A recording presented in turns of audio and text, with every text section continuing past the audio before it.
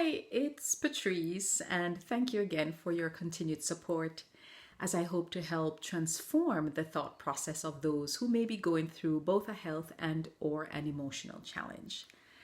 In my last video, I shared the story about how I was evaluated by a colorectal surgeon who informed me that the cancer had spread into my pelvic area, which at the time seemed like quite a logical explanation for the unbearable pain that I had experienced for the last week or two. My oncologist ordered an MRI to confirm the exact location of the spread and to determine the next steps and planned for radiation therapy based on the colorectal surgeon's assessment. So exactly 1 week later, I had that MRI completed, and the results of which revealed zero evidence of any cancer metastasis. Now, isn't our God amazing? The ordinary onlooker would think that the colorectal surgeon, maybe made a mistake or missed something in her assessment. All my medical professionals, they all marveled at how a clearly evident tumor could have just miraculously disappeared. While everyone scratched their heads in wonder, I was able to look to the heavens and say, "To God be the glory. You did it again." Yes, God determined in that 1 week window that He had a completely different plan for me, as I knew I surely could not withstand radiation and chemotherapy together.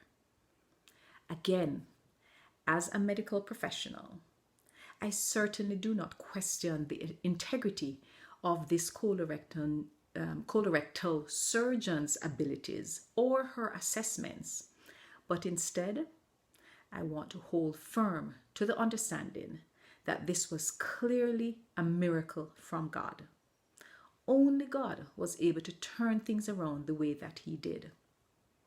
The Spirit led me to seek another opinion of a new kidney specialist known as a nephrologist, which incidentally was where the tumor decided, would be its temporary resting place at the initial time of diagnosis.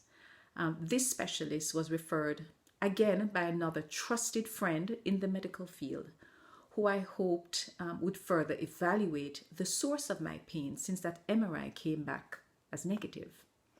So, throughout the process, I'd had tubes that were placed for months prior that were extremely annoying. They were uncomfortable. They were painful. It caused me to have to sleep in an upright position for almost 5 or 6 months. I was fortunately scheduled to be seen within a very short time frame. Usually it's very difficult to get these appointments scheduled, but I was able to do so in a very, very short time frame. And if you recall, in a prior video, I shared how important it was to seek second or third opinions. So this specialist that I got a second opinion from quickly had a full plan in place after seeing me to remove the internal stents that were placed, and then to put me on a schedule to slowly remove the external ones one at a time over the course of the next few weeks. Miraculously, my pain went from 100 to about 20 after the very first elimination, and within a month or month and a half of all the tubes being removed, I was able to start extensive therapy to learn to walk again, to take my first shower, and to regain the muscle strength that I had lost over the course of 6 months or so. So having gotten a second opinion was the very best decision for me at that time. Now, whereas my natural trajectory in my leadership role as a nurse manager working with oncology practices in many states would dictate that it would be impactful and even more rewarding financially and otherwise just to stay in that capacity, I have chosen to follow a path to support my spiritual growth and servitude to others, which I know will be far more rewarding with the launch of bridgemycare.com. I will use my experience as a nurse and as a patient to help clients and their families translate and navigate their new diagnosis and journey ahead as a ministry to serving others. And so my journey continues. I am back to playing tennis, traveling, taking a whole new lease on life. I have learned so much through this experience. I've gotten so much closer to God. I have a new appreciation for the true meaning of family and good friends, both better than pocket money. My time is now such a precious commodity.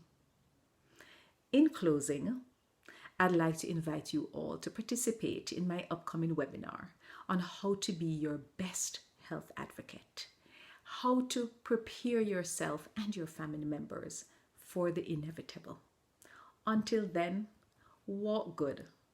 Thank you again for subscribing, sharing with others.